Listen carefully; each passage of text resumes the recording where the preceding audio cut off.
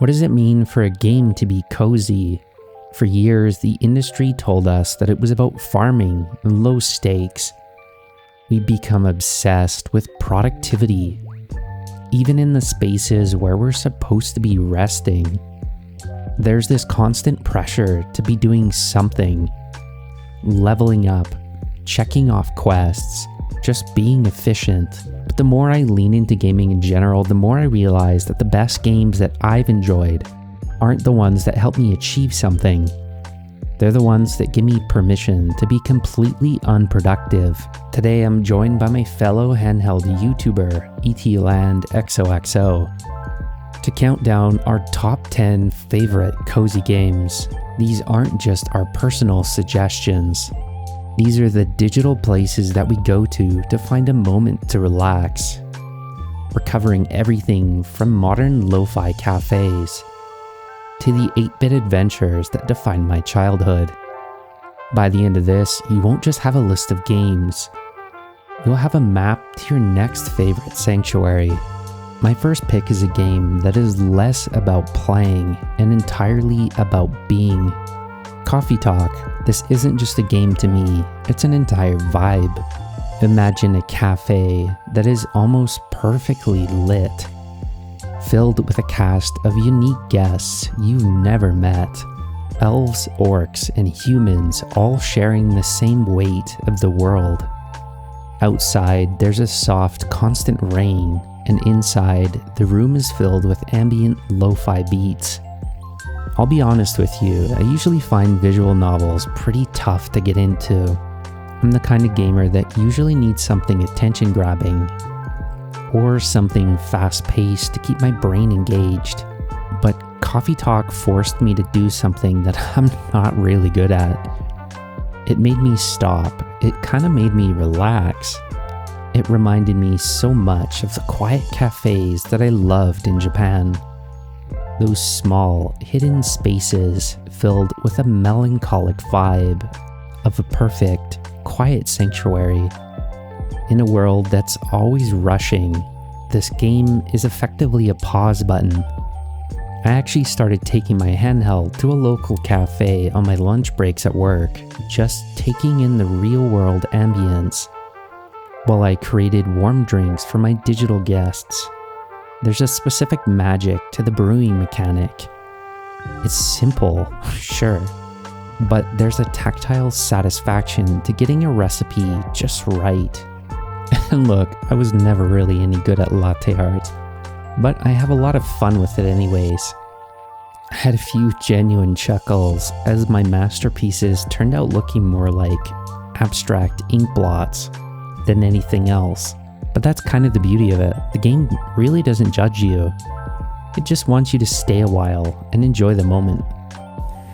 My first pick is a game that I have waited for years, Fantasy Life I, The Girl Who Steals Time. This game is the second game in the series where the first game was released on 3DS. I played the first one years ago and I always come back to it.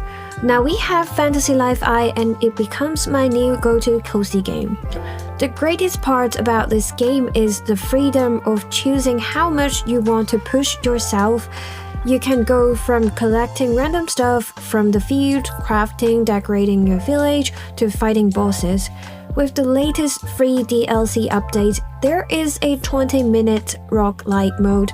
We can collect new items from the roguelike mode to craft new things. If I was exhausted and cannot focus at all, I would do some crafting and decorating my village.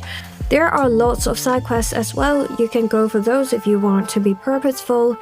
And if you only have like 30 minutes for gaming, the roguelike mode will fit you very well. Fantasy Life I is basically an endless game and it provides various playstyles that can fit the mood of the day after work. The soundtracks of this game is also fantastic. They are relaxing and cute. I believe good soundtracks is a key to give that cozy vibe in game, and the sounds in Fantasy Life I give me that vibe. Furthermore, it is a multi-platform game that provides cross-saving function. That means you can play it with a Switch in the day while being outside and continue to play it on PC or PS5 at home. I see it as a good companion to my business trips. I often have to take Shinkansen for 1 to 2 hours, and I find playing Fantasy Life I being a wonderful way to kill that time.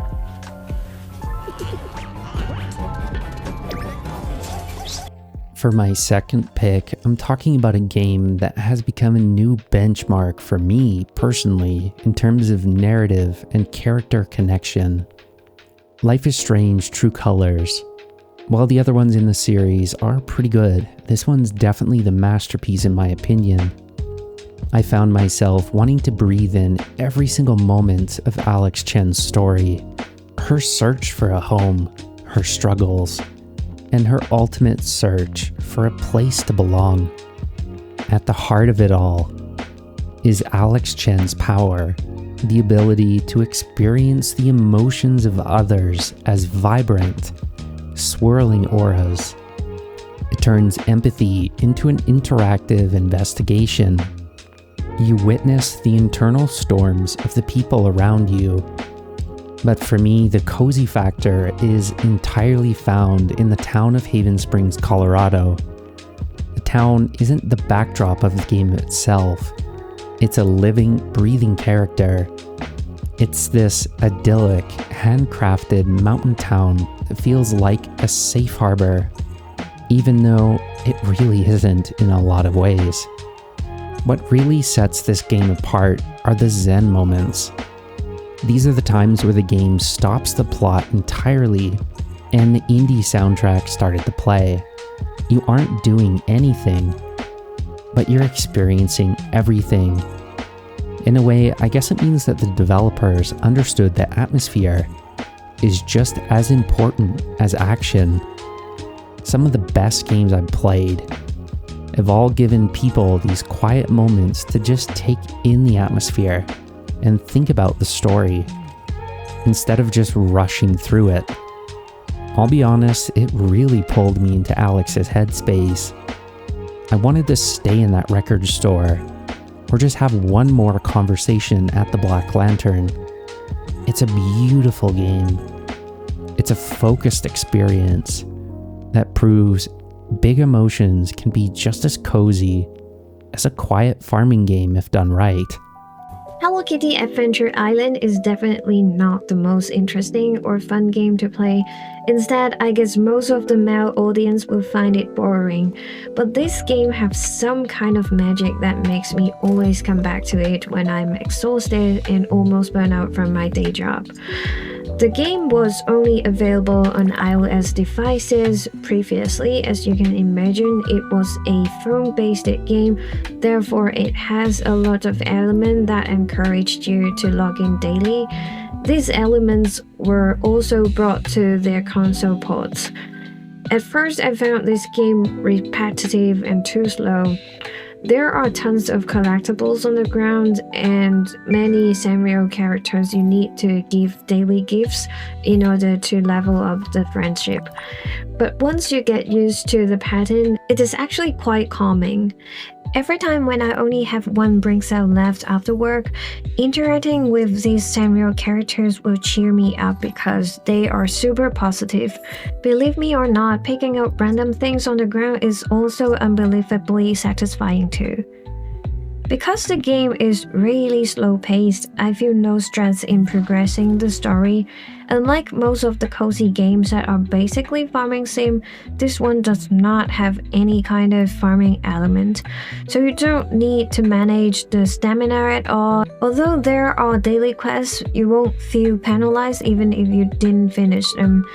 It is not a game that I would play every day nor when I am full of energy, but this is definitely my favorite game when my HP is almost zero. Now hold on a minute. I know Sonic Adventure 2 isn't what most people picture when they think of cozy games. It's fast, it's loud. But for me, coziness is built on the foundation of familiarity. This game is a nostalgic reminder of a time when gaming felt entirely different. It was a sanctuary I looked forward to every single day when I got home from school. The quiet moment among the busy chaos of life. The Sega Dreamcast changed me as a kid. I absolutely love the games on there, and they will always be the most nostalgic games to me personally, alongside the Sega Genesis. I guess you could say I'm a Sega kid. That legendary swirl of the startup screen, it's all so timeless to me.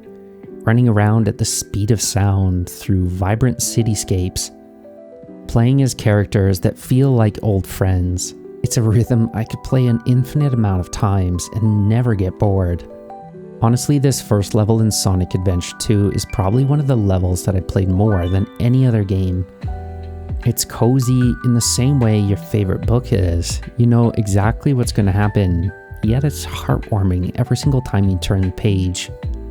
My very first video game ever was Sonic 2 on Sega Genesis, but getting Sonic Adventure 2 for Christmas as a kid on the Dreamcast, now that rekindled a love for the franchise that has lasted to this very day.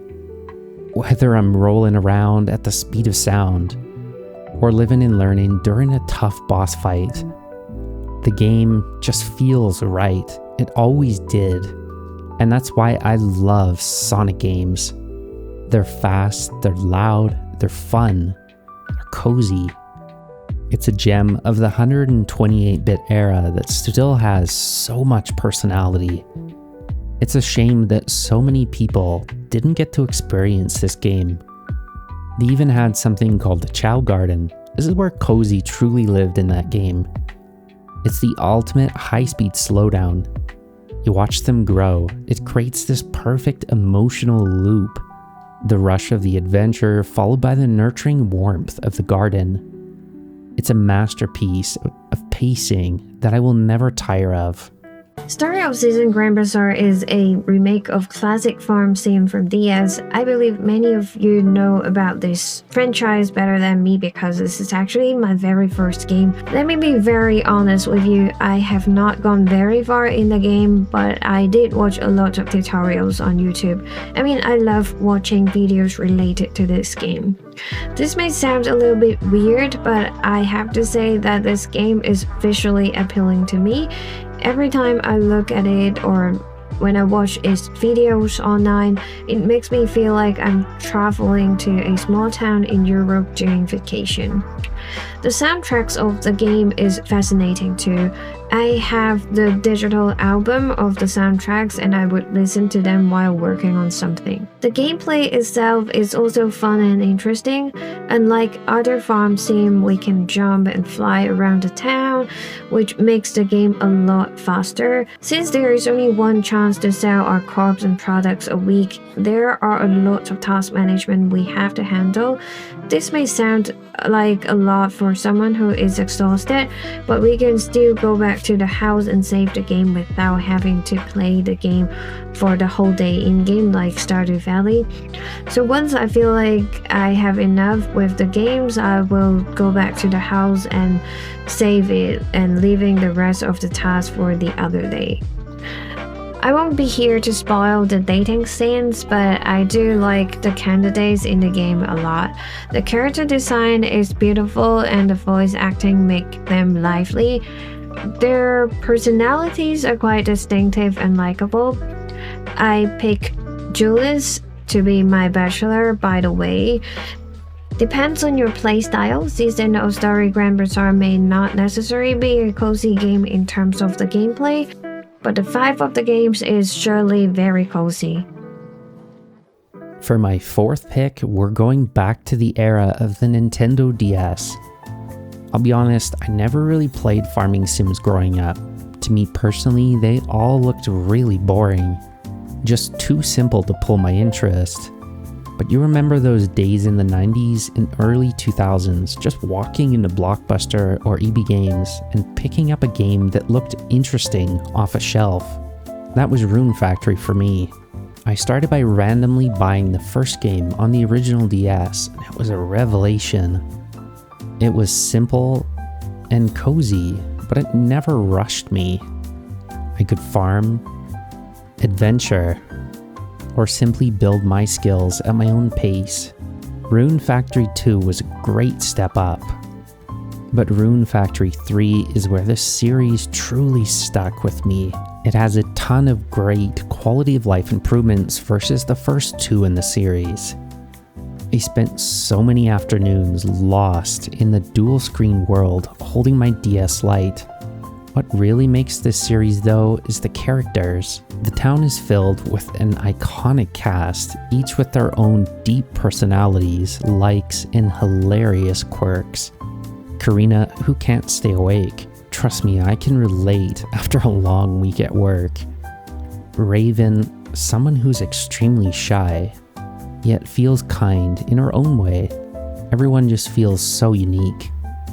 Unlike other Sims where the NPCs kind of feel static, these characters have storylines you actually want to follow. To me anyways, this game wasn't just about the mechanics or the characters. It was also about the art style. It felt like living in a watercolor painting. It's absolutely beautiful and relaxing. And the soundtrack is also so cozy. This was the game that pulled me into the farming genre because it blended the peace of Harvest Moon with the heart of a great RPG. The replay value is on another level too. You can befriend different townsfolk, work on your farm, or just catch fish. You can do smithing or become a master chef. No two adventures ever felt the same to me. The great thing about this franchise too is you can play any of them. They don't need to be played in order. It's the perfect blend of a high quality anime and a heartfelt storytelling all wrapped up into this cozy game. If you have been following around my channel, you'll probably know that I'm a big fan of Dragon Quest.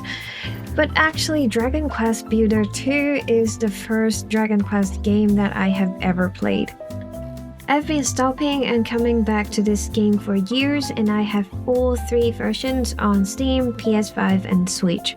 Essentially, this is a Minecraft kind of game, however, with all the Dragon Quest elements including the monsters, the items, and the atmosphere. This game is one of the best cozy games for any Dragon Quest fan. Similar to Minecraft, you can go out for an adventure, and you can also spend all your time on building your own city, your own house, and of course, to decorate the smallest spot in your house. There is a very long story mode that you have to finish before being able to create your own world freely. However, the story mode is also very cozy in my perspective. It may look like there's something lacking if you are a true Minecraft fan, however, that's exactly what attracted me. Dragon Quest Builder 2 is a lot more simpler and the UI is very easy to follow. It is one of the best ways to immerse in the Dragon Quest world since this is a game that can be played forever. I often get in the game and just craft a few items to finish one quest and then close the game. I don't need to worry about not finishing daily quests or having to rush for the story.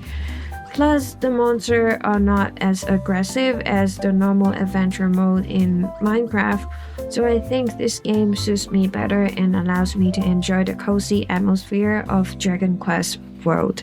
To close out my list, I have to go back to the very beginning, Pokémon Red. This was and will always be my first game on a handheld. Playing it on my atomic purple Game Boy Color was just too perfect. I'm pretty sure there's a special portion of a landfill somewhere. With all the AA batteries I burned playing through this, I got into Pokemon because everyone else at my school was. I only had a few trading cards at first, but then I was given a Game Boy Color, and my journey in handhelds truly started. The whole idea of just setting off on an adventure, collecting a team of monsters, and trying to be the best, it was just so exciting. Every time I start up this game, I still get that little tinge of nostalgia. I still remember seeing the first movie in the theaters and getting that rare ancient Mew card. Pokémon Red was the spark that set off a lifelong love for the series. I even still remember playing at night secretly with a worm light, trying to find that one Pokemon I was searching for, or resetting my game over and over because I was down to the last few Ultra Balls, trying to capture a legendary bird or Mewtwo. While some might say the game feels antique now, To me anyways, it's still filled with that magic that modern games struggle to capture. The sprites are simple but iconic, and the 8-bit soundtrack is a reset button for my brain. Nowadays, playing this on modern hardware like the Retroid Pocket Classic or the TrimUI Hammer is a dream come true. I could have never pictured myself playing this on a screen where I didn't need a bag of AA batteries. My brother had blue, I had red, and I got Pokemon Yellow at one point because I love the idea of having Pikachu following you along. And the trading mechanic was such a way to involve friends and family. To me, this wasn't a game. It was the spark that set off a lifelong love for handheld gaming. I don't say this often, but thank you Nintendo for getting me into portable gaming. I don't know if you have ever had that urge to destroy a virtual world. I mean, maybe not exactly destroying, but just like messing around and to satisfy that unsettled anger inside you. Once Upon a Katamari or just any game from the Katamari series are the best games that I found to allow you to mess around a virtual world in a cute and cozy way. For those who are not familiar with this game, you are going to roll a ball around a place where there are many items, animals, and people. You start from a smaller ball and then you need to adhere items to the ball to make it bigger. The bigger the ball, the bigger the item you can adhere it to. There are different requirements on different stages. For instance, you may need to fulfill the size requirement or to adhere the amount of certain item. I find this game cozy because you don't necessarily need to achieve the requirements to get the sense of satisfaction. The process itself is very stress relieving and it doesn't get boring to play the same stage over and over again. The world in Katamari series is always bright and colorful. I always gain a lot of positive energy from this game. Once Upon a Katamari is the latest game in the series, which is available on multi-platforms. I also recommend any game of this series from the past. It is a good way to kill time using a retro handheld. So there you have it, 10 games that define cozy for me and ETLandXOXO. From the rain-soaked cafes of Seattle to the 8-bit origins of Kanto, it's a feeling of connection, familiarity, and peace. I want to give a huge thank you to ETLand for joining me on this one. As this was my first collaboration video, I wasn't even sure really how to produce this, but it's been a lot of fun. Make sure to subscribe to her channel too for more handheld gaming content. Seeing her picks really showed me how diverse this community is with their games and favorites. Make sure to check out her channel in the description below. But now I want to hear from you. What's your Game Boy Color memory? What's the one game that you turn to when the world just gets a little too loud or busy? Let me know in the comments. I love reading people's comments and their stories. Thanks for watching.